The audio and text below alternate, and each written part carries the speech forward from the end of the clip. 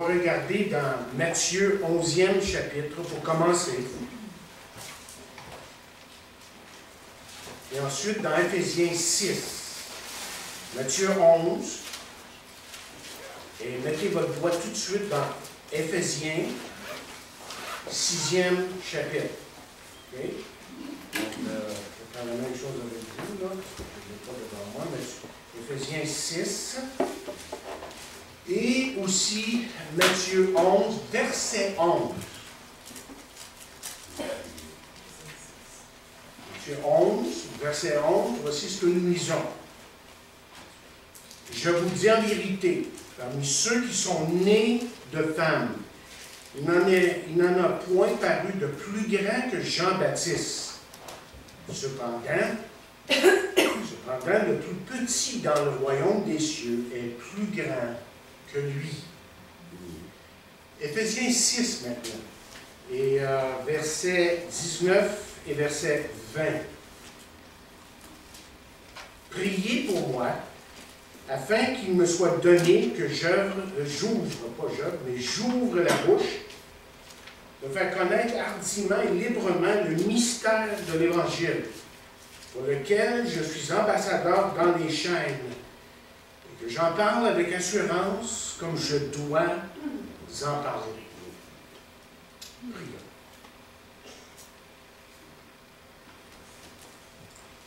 Notre Dieu, ce matin,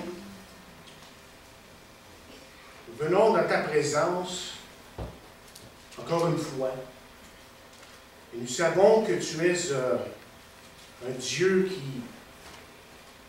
qui porte attention à ses enfants. Et que parce que tu es un Père pour nous, que tu veux parler à tes enfants, que tu veux les bénir, que tu veux leur donner, Père, cette ampleur de ta présence qui fait en sorte que nos vies puissent toucher la vie de beaucoup autour de nous. Et Seigneur, nous venons à toi parce que nous avons vraiment besoin que ce matin, tu parles à nos cœurs. Nous voyons qu'être dans ce monde, que c'est facile de permettre à certaines choses d'occuper nos esprits, notre temps, et de vraiment perdre la notion même de ta présence. S'éloigner de toi, autrement dit. Et de ne pas réaliser que toi, tu ne nous abandonnes pas et que tu veux tellement te révéler à chacun de nous.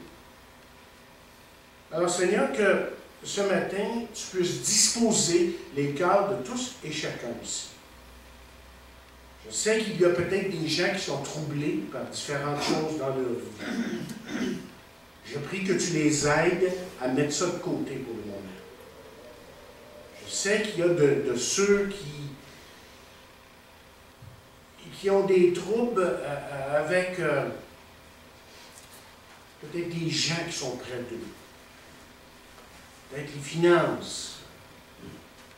Peut-être des problèmes à l'école, au travail.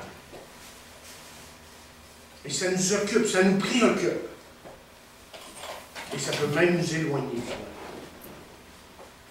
Alors je prie ce matin que par ton Saint-Esprit, tu puisses capter notre attention. Nous soyons saisis par toi.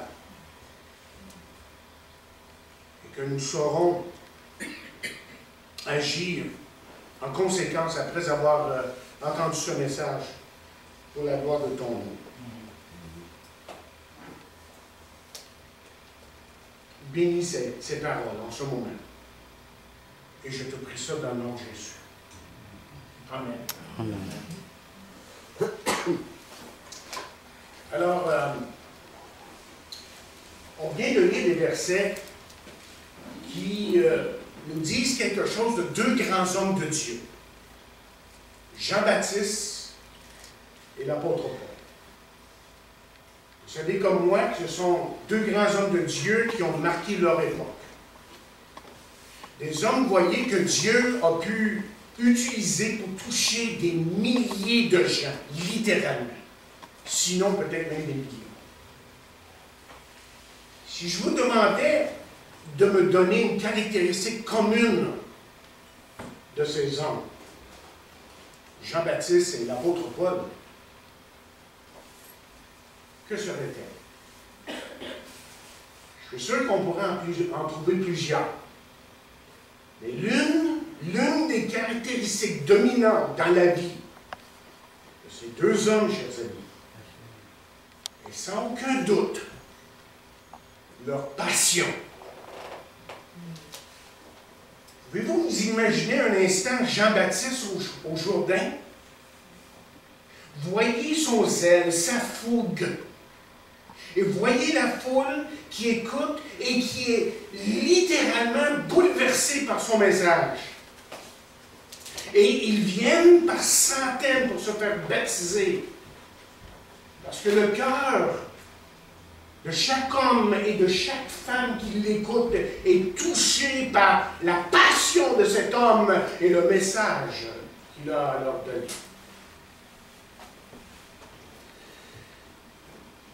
Moi, j'aimerais vous parler ce matin tout simplement sur le sujet suivant. La puissance de la passion. Donald Sutherland, un acteur canadien, a dit ceci. La force qui se cache derrière ce métier, c'est la passion.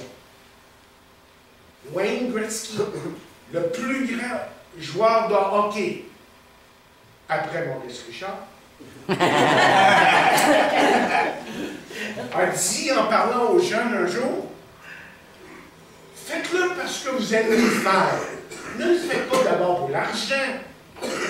J'ai réussi parce que j'étais un passionné du hockey. Vous voyez, chers amis, la passion, c'est ce qui fait la différence entre celui qui est un grand communicateur et celui qui est dans la moyenne. Tony Campolo a écrit « Nous sommes rendus en tant que peuple extrêmement matérialistes. Mais pire que ça, nous sommes émotionnellement morts.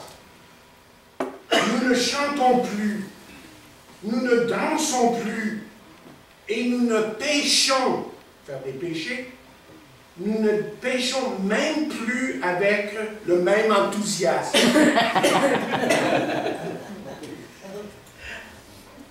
Mais comparez ça, chers amis, avec un grand homme de Dieu qui s'appelait George Whitefield. C'était, on nous dit, un homme très souvent malade. Il sortit de son lit seulement pour prêcher. Et quand il le faisait, il trouvait toujours, on nous dit, une nouvelle énergie, une passion nouvelle. Il écrit à un confrère qui était aussi très souvent malade, ceci. Il dit, « N'aie pas crainte pour ton corps qui est faible. Nous sommes ici jusqu'à temps que notre travail soit accompli. Sans cela, je préférais mourir.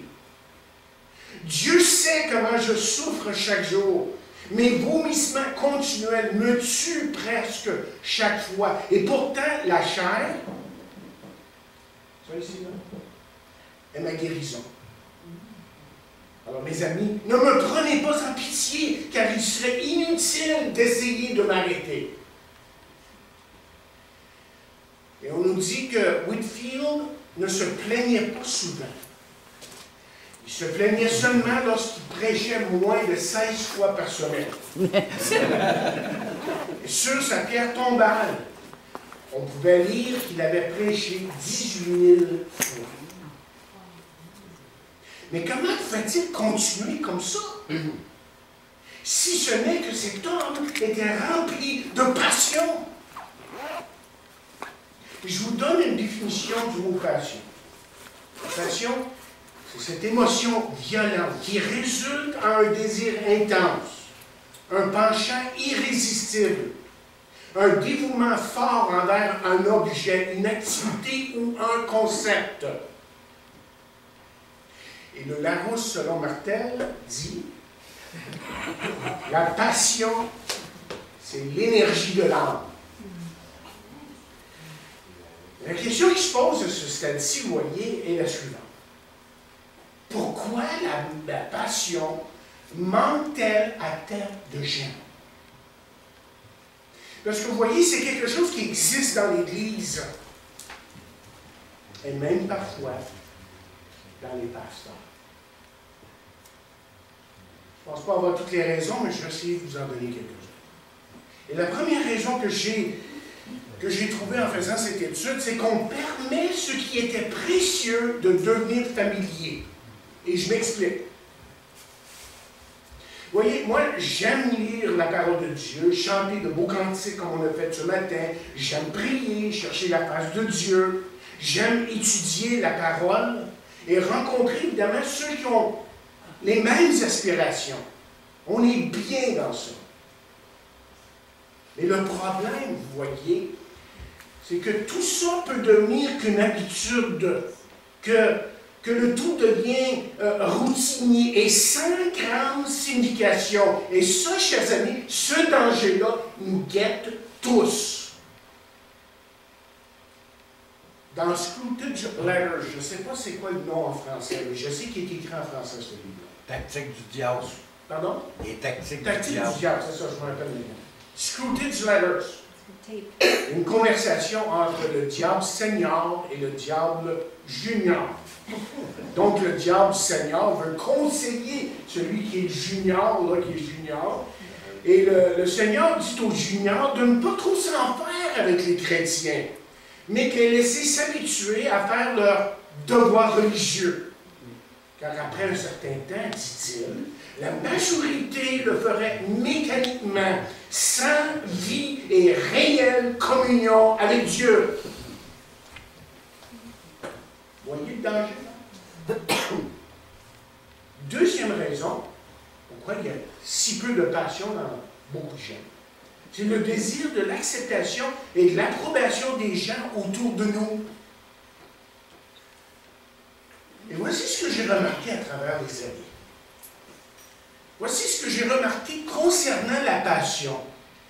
C'est que la passion attire et repousse en même temps. Il y a des gens qui sont attirés par la passion et il y en a d'autres qui l'évitent à tout prix. L'apôtre Paul a dit, l'amour de Christ me presse. Je ne sais pas si vous êtes comme moi, que vous ressentez la passion et l'amour qu'il y a dans ces paroles. Mais savez-vous que quelqu'un qui est le moindrement passionné à certains moments, que cette personne-là peut déranger bien des gens, justement, et voilà très souvent le problème pour bien des chrétiens.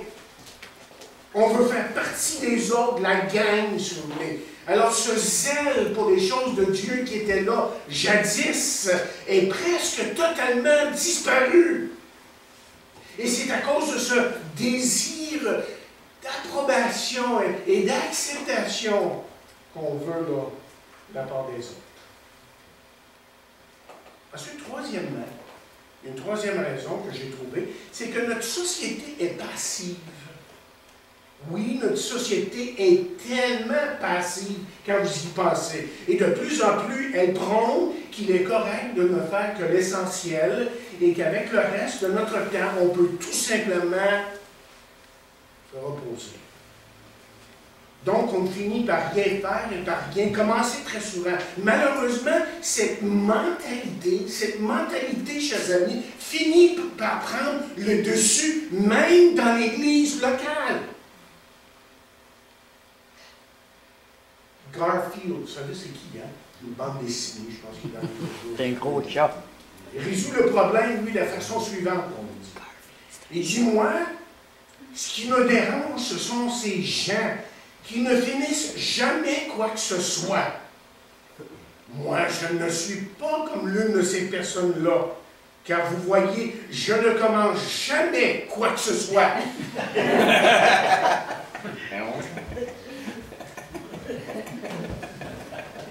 il y a une quatrième raison. C'est que vous voyez, s'il y a des gens qui n'ont aucune passion, c'est que l'apathie, ou si vous voulez, l'insouciance, tend à augmenter avec l'âge. J'ai trouvé ça intéressant quand j'ai fait cette étude. Avec l'âge, on nous dit que le danger, c'est de perdre sa passion. Le manque de passion peut même toucher plusieurs domaines de notre vie personnelle. Et un homme de Dieu a écrit, il est vrai qu'il est rare de trouver un jeune croyant qui est doué d'une grande sagesse. Mais il continue à dire ceci, mais il est aussi vrai qu'il est parfois difficile de trouver dans de vieux chrétiens une passion et un zèle pour les choses de Dieu. Amen. Et quand j'ai lu ça, j'ai dit que c'est regrettable. Si c'est vrai, ça, et je pense qu'en partie c'est vrai, qu'avec le temps, on peut perdre sa passion. Mais il y a une cinquième raison. C'est que vous voyez, pour bien des gens, nous n'avons pas de but au-delà de nous-mêmes. Quelqu'un écrit, pour certains, il n'y a rien de plus excitant dans la vie que d'écouter si leur céréale fait du bruit après le déjeuner le matin. Mais vous voyez, une vie centrée sur soi-même, c'est une vie qui est extrêmement plate à la longue et qui fait qu'un individu devient extrêmement misérable. Et vous le voyez autour de vous continuellement, ça. Et vous l'avez probablement même vécu.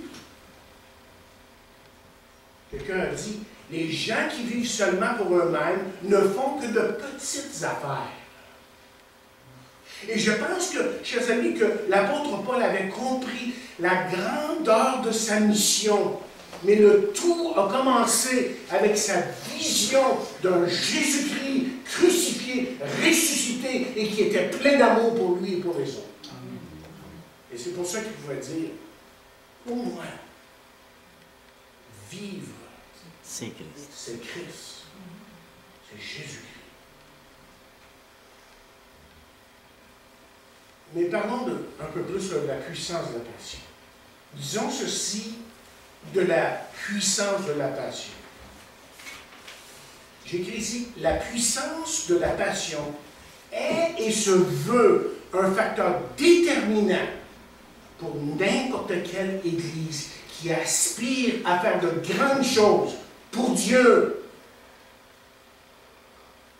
Quelqu'un a écrit, avouons-le, quand nous n'avons plus une passion qui brûle dans notre cœur, nous avons tendance à gaspiller notre temps.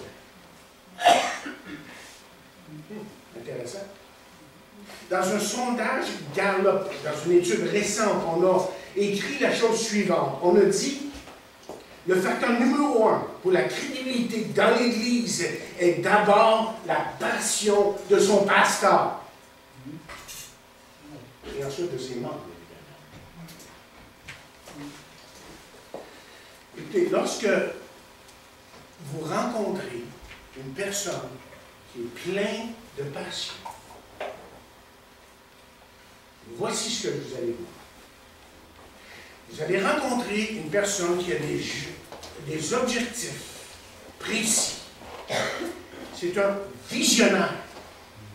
C'est une personne qui est apte à commencer les choses lui-même. C'est une personne qui est positive, a une attitude optimiste, se donne en tout temps à 100%, vise l'excellence, n'est pas satisfait avec la médiocrité, que c'est assez bon, ça suffit.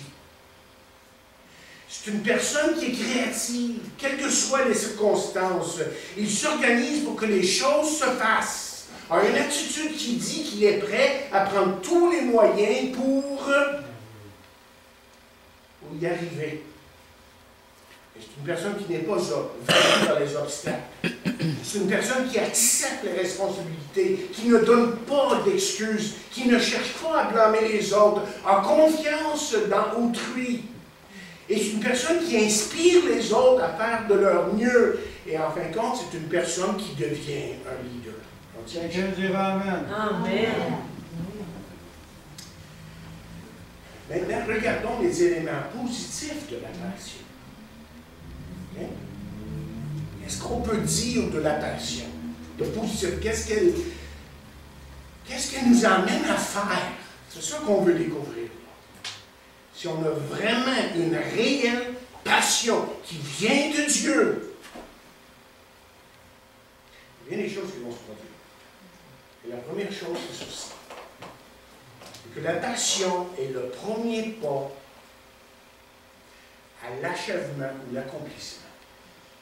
Le point de départ, j'ai lu en quelque part, de tout exploit est un désir ardent.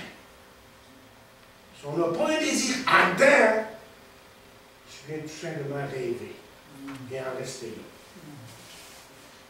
Quand quelqu'un vient, par exemple, me voir, désirant, et j'en ai eu à travers les années, après 38 ans, étant dans des comités surintendants, tout ça, quand quelqu'un vient me voir désirant aller dans le ministère, ma première, vous savez quoi? Ma première réflexion n'est pas de savoir si cette personne-là a une maîtrise, bien que ça peut être important. Mais ce que je veux savoir de cette personne-là, et savez-vous que je peux le savoir pendant 2, 3 minutes, 5 minutes, je veux savoir si cette personne-là a une passion pour Dieu. S'il y a quelque chose qui brûle dans son cœur pour Dieu. Parce que vous voyez, les désirs médiocres apportent des résultats faibles. De même chose qu'un petit feu produit peu de chaleur. Donc, si vous vous trouvez là, à manquer de persévérance, votre faiblesse, je vous suggérerais, sera remédié en ravivant le feu ou l'ardeur de vos désirs. Donc la passion est le premier pas à l'achèvement de l'accomplissement. La deuxième chose qu'on peut dire de la passion, c'est ceci. C'est que la passion augmente la volonté. Et je continue sur le point que je viens de faire. Oui, la clé de la volonté pour faire accomplir quelque chose, si vous voulez, est un puissant désir. Mais évidemment, pour le chrétien, c'est la volonté de Dieu qui compte. Mais, et je cite quelqu'un encore une fois, il dit, les gens qui désirent quelque chose peuvent normalement trouver la volonté pour l'accomplir. Donc la passion, si je suis passionné, ça augmente la volonté. Et troisièmement, la passion change des vies. La passion change des vies. Parce que vous voyez, la passion est quelque chose que le Seigneur se sert au plus, ou si vous voulez, que le Seigneur peut utiliser pour changer des vies. Je vais vous donner un exemple. Je n'aime pas m'utiliser un exemple, mais c'est arrivé à quelques reprises. Je me rappelle quelque chose qui m'est arrivé quand j'avais 17 ans, au plus. Au Sermon de la Science, il y avait un pavillon à Terre des Hommes, Expo 67, il y en a qui se rappellent de ça. Il y avait un pavillon qui s'appelait Sermon de la Science. C'est un pavillon chrétien, film, tout ça, on parlait aux gens. Et j'étais conseiller. Et je témoignais, je me rappelle, à un étudiant de McGill, et après avoir longuement parlé avec lui, voici ce qu'il me dit. Je l'avais probablement pas convaincu de rien. Il dit, je ne sais pas si tu as raison, mais je te remercie pour ta sincérité et ta passion. Amen. Et des fois, ça prend juste ça pour attirer les gens. Un peu de passion. Ce qui attire les gens, vous voyez, ce qui attire les gens à Jésus-Christ, c'est ce que les gens, si vous voulez, voient vibrer en nous pour lui. Amen. Ce qui fait que les gens sont attirés et veulent entendre parler de Jésus et viennent à Jésus-Christ parce qu'ils savent, ils découvrent que pour nous, c'est vrai. Écoutez, quand Jean-Baptiste a dit « Repentez-vous »,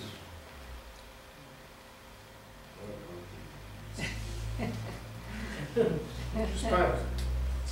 Pensez-vous que c'est comme ça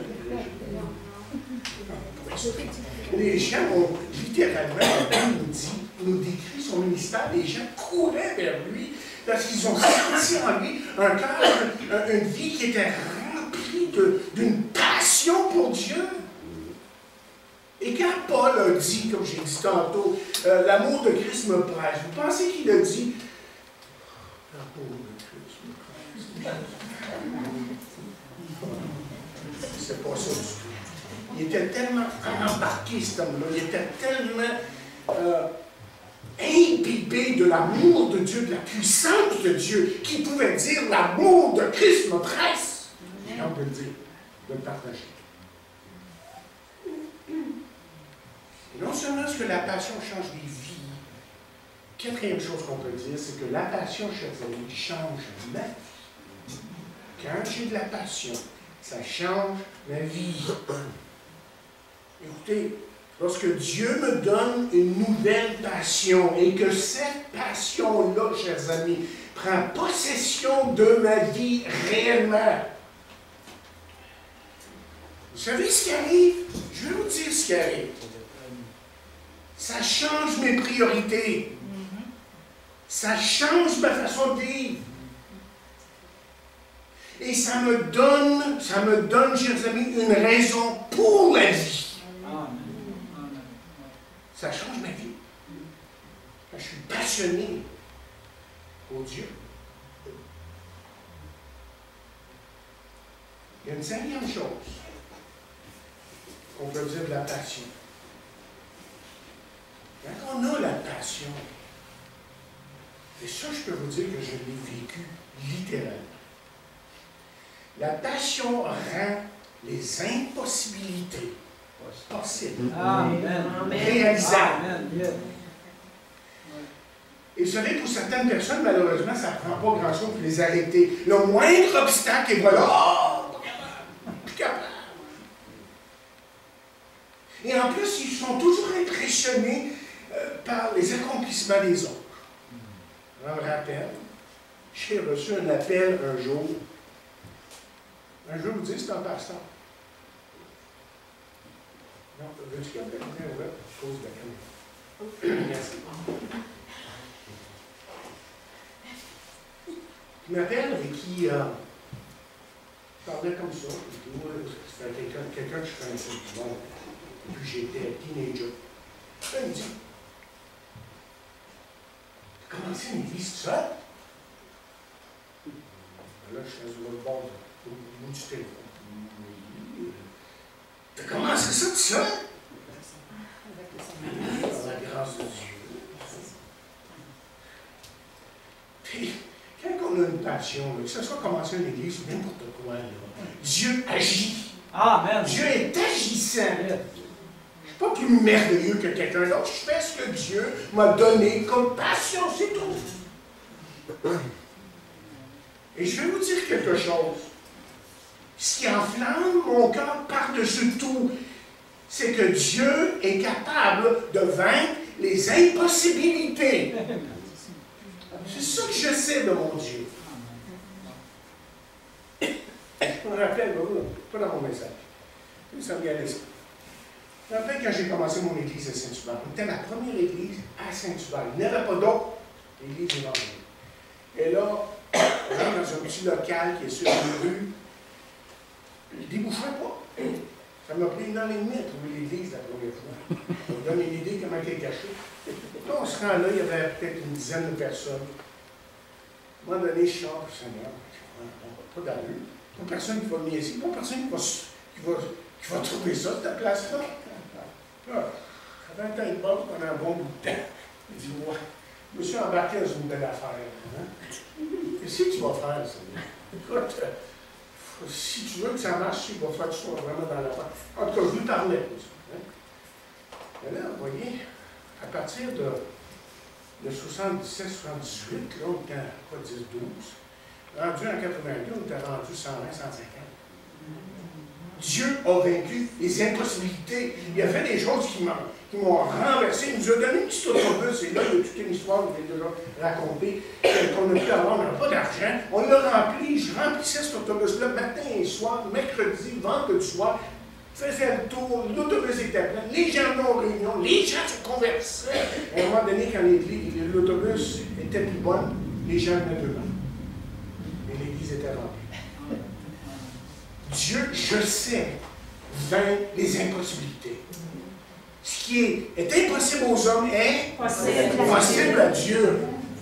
Et c'est pour ça qu'on va de l'avant. C'est pour ça qu'André va de l'avant avec le café chrétien et que d'autres vont de l'avant. Parce qu'ils savent que le Dieu qu'ils servent est un Dieu de victoire. Amen. Mais j'ai découvert une autre chose intéressante quand j'ai préparé ce message. Très intéressant à propos de la passion. C'est que ma passion pour Dieu me protège du mal. Intéressant, quand j'ai une passion pour Dieu, je suis protégé. Alors, chers amis, qu'est-ce qui vous passionne? Si vous êtes un passionné pour Dieu, si vous êtes un passionné pour sa parole et pour son œuvre, alors écoutez, vous n'aurez pas le temps d'être dominé par la tentation. C'est aussi simple que ça. Et en plus, un grand désir pour une sainteté personnelle en sera la démonstration. Jésus a dit, si ton œil pour toi si ton œil est pour toi plutôt une occasion. De chute. Je dois avoir manqué des mots ici. Si ton œil est pour toi une occasion, arrache-le, occasion de chute, évidemment, et jette-le loin de toi, car il est avantageux pour toi qu'un seul de tes membres périsse et que ton corps entier ne soit pas jeté dans la géhenne. Et si ta main droite est pour toi une occasion de chute, coupe-la et jette-la dans le feu. Bon, on sait que c'est allégorique, ça, là, c'est une image de quelque chose.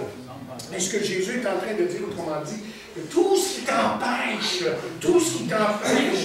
de vraiment connaître Dieu et de grandir et d'être passionné pour Dieu, arrache-le de ta vie. Bannis-le de ta vie. Et maintenant, la question, c'est celle-ci. Comment est-ce que je peux posséder la passion? La première chose, c'est ceci. Croyez que la passion est la différence décisive dans votre vie. Que ça peut vraiment faire une différence. Soren, je sais pas si je vais aide-moi, Richard. Kierkegaard.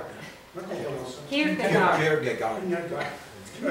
Philosophe et théologien. A prévenu l'Église du danger qu'elle perde sa passion pour l'Évangile et le traite plutôt comme un renseignement. Il ajoute, la passion est remplacée par une description de la passion. Le résultat pour l'Église, dit-il, pourrait être comparé à une lecture d'un livre de recettes d'une personne qui a faim. Donc, croyez d'abord que la passion peut vraiment faire une différence dans votre vie. Deuxièmement, réalisez que Dieu désire des chrétiens passionnés. Ce que Paul a dit ceci. Dieu s'est donné pour nous, Jésus-Christ s'est donné pour nous, afin de nous racheter de toute iniquité et de faire un peuple qui lui appartienne, purifié par lui et zélé, dit-il, pour les bonnes œuvres. Et ailleurs, il dit, ayez du zèle et non de la paresse, soyez fervents d'esprit, servez le Seigneur. Donc, réalisez que Dieu veut que vous soyez passionnés. Ce n'est pas normal de ne pas l'être pour lui. Et troisièmement, priez pour la passion. Et là, je vais vous citer la prière à nouveau de ce vieux pasteur du Mississippi, que j'ai raconté il n'y a pas tellement longtemps. Un vieux pasteur qui croyait dans ses os de tout son cœur que la parole de Dieu est une épée à double tranchant. Et un dimanche matin, il est monté à la chaire et a prié. Vous vous rappelez? Je vais raconter aussi. Il dit au Seigneur, donne à ton serviteur ce matin les yeux de l'aigle et la sagesse du hibou. Éclaire mon front avec le soleil du ciel, que mon esprit soit possédé d'amour pour les gens. Terbentine mon imagination, graisse mes lèvres, électrifie mon cerveau avec l'éclair de ta parole. Remplis-moi de la dynamite de ta gloire. Oigne-moi du kérosène du salut et allume-moi.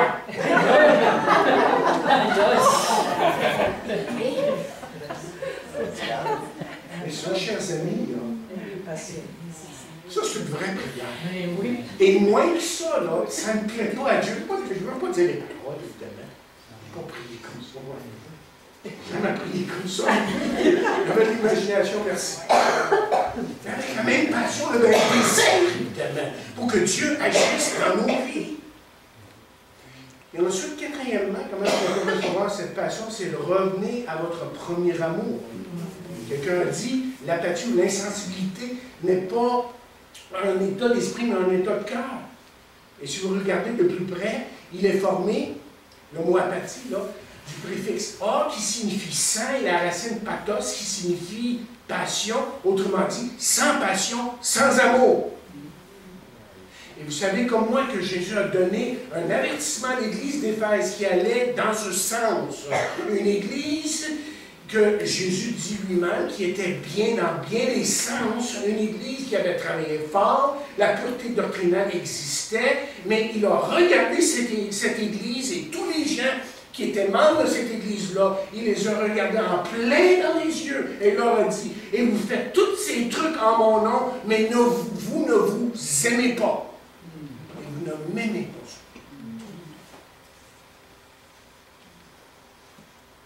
Et chers amis, Jésus dit à cette Église et à d'autres qu'il n'y a qu'un seul remède avant de faire quoi que ce soit. Et chers amis, laissez-moi vous le dire clairement ce matin. Être aussi clair que possible. Ça ne sert à rien. Si vous avez perdu votre passion, ce premier amour, arrêtez-vous, prenez le temps de respirer et repentez-vous. Simplement. Ce dont nous avons besoin de réaliser à nouveau,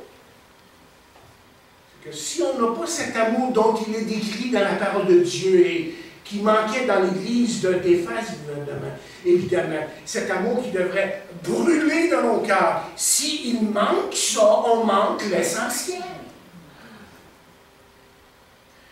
C'est comme essayer de partir une auto sans essence. Vous n'irez pas loin, en fait, vous irez nulle part. Absolument nulle part. S'il n'y a pas d'essence, ça ne marche pas. Mais c'est la même chose avec Dieu, avec l'amour de Dieu. Cinquièmement, si vous voulez vraiment la passion, activez vos dons spirituels. Vous rappelez ce que Paul a dit à Timothée, il dit, occupe-toi de ces choses, donne-toi plutôt tout entier à elle, afin que tes progrès soient évidents pour tous. Veille sur toi-même et sur ton enseignement. Persévère dans ces choses. Car en agissant ainsi, tu te sauveras toi-même, tu vas t'éviter des problèmes, c'est ce que ça veut dire, et tu sauveras ceux qui t'écoutent. Chers amis, qu'est-ce qui vous passionne exactement? Quels sont vos dons ou votre don? Parce que Dieu vous a sûrement donné un don. Si vous êtes un enfant de Dieu, vous avez un don. Alors, je vous annonce absolument rien que si vous avez un don que vous avez reconnu, j'espère que tout le monde reconnaît leur don, que c'est là que Dieu veut que vous soyez. Donc, soyez à la place où Dieu vous veut. C'est la seule chose qui compte aux yeux de Dieu. Amen. Sixièmement, si vous voulez la passion, voici un sixième pas qui est extrêmement important. Associez-vous avec des personnes de passion.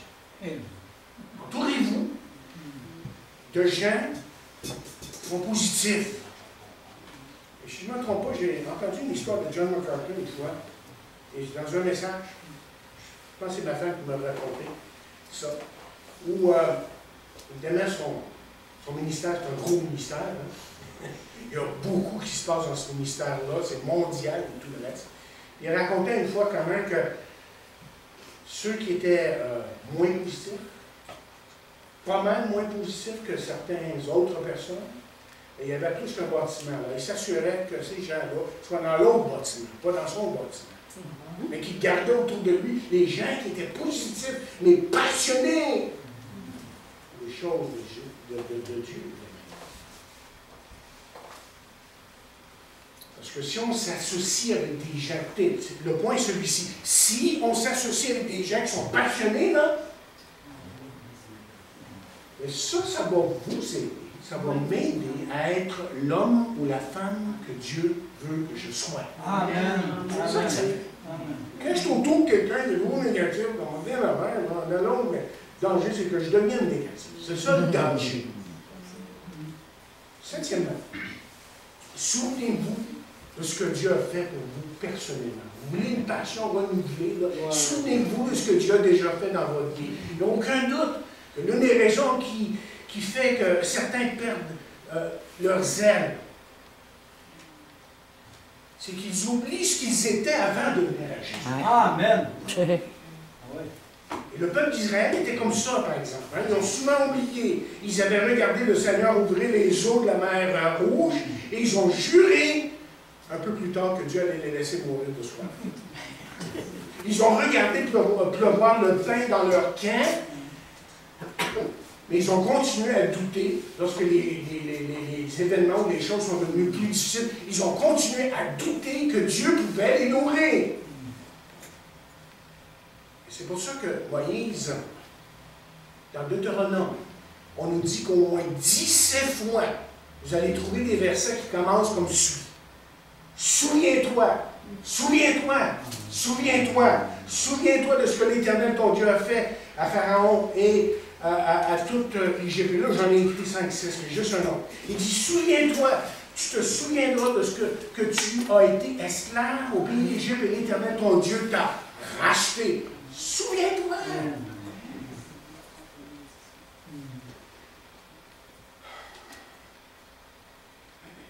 Où est-ce qu'on devrait placer notre passion?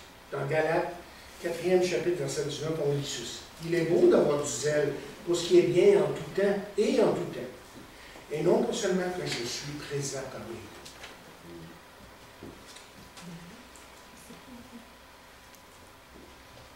vous. Écoutez, ce que cette Église a besoin, l'Église baptiste la Voie ce qu'elle a besoin, c'est des chrétiens qui soient passionnés, mais vraiment passionnés. Mais quelqu'un a dit, l'enthousiasme est bon s'il est conséquent, si c'est toujours ici. L'inconsistance confond, décourage et démotive. Il continue à dire, le vrai enthousiasme vient de l'intérieur, d'une vie transformée par Christ et par une communion vivante de chaque instant. La vraie passion ne dépend pas des circonstances ou des sentiments qui changent.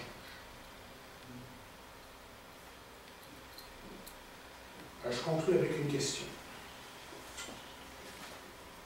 Qu'est-ce qui devrait nous passionner?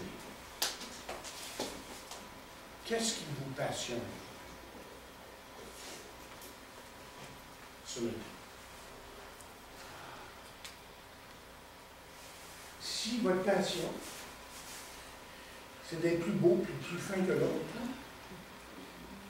plus intelligent que les autres, c'est d'avoir un doctorat, vous faites de l'argent. Vous savez quoi? Vous allez être déçu à la longue.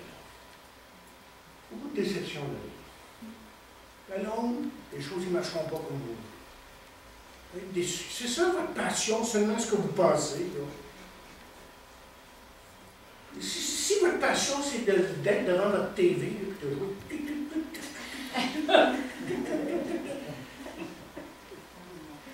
On va être vide à l'intérieur. Vous allez sentir un vide. C'est pas fait pour ça. Parce que vous êtes fait à l'image de Dieu. Mais si vous êtes passionné pour les choses de Dieu, parce que vous êtes un être spirituel, vous êtes un être qui est appelé à vivre en communion avec Dieu. C'est comme ça que Dieu vous a fait. Alors, ça va tout changer. Et là, vous allez découvrir une nouvelle passion. Comme j'ai vu plusieurs parmi vous depuis qu'on est ensemble, j'en ai vu ici qui ont une nouvelle passion. Amen. Votre vie a été complètement changée. Ouais. Et justement avant hier, j'ai eu le privilège, devant la caméra, de parler de vous. De parler de plusieurs. Ils m'ont dit, mais Et qui tu pourrais nous parler dans l'Église, dans ton Église qui a vraiment changé? Et là, j'ai dit, ben, il y a tel et tel, puis tel et tel. Et, hey, wow! Puis là, celui qui était derrière la caméra, il fait, wow, c'est touchant, ça. C'est bon. C'est pour ça que je suis dans ça. Amen. Alléluia. Parce que je sais que Dieu change ton vie. Et que Dieu est capable de changer votre vie. C'est pas moi qui va changer votre vie. Moi, je suis juste, j'apporte la parole. C'est tout ce que je fais. Moi, je ne suis pas capable de rien faire. Mais je sais ce que Dieu peut faire. Et je l'ai vu à maintes et maintes reprises à travers l'année. Et je continue à croire que Dieu va continuer à changer de vie jusqu'à son retour. Alléluia. Amen. Alors, qu'est-ce qui vous passionne? Moi, j'espère que ce qui vous passionne ce matin, c'est d'abord Dieu.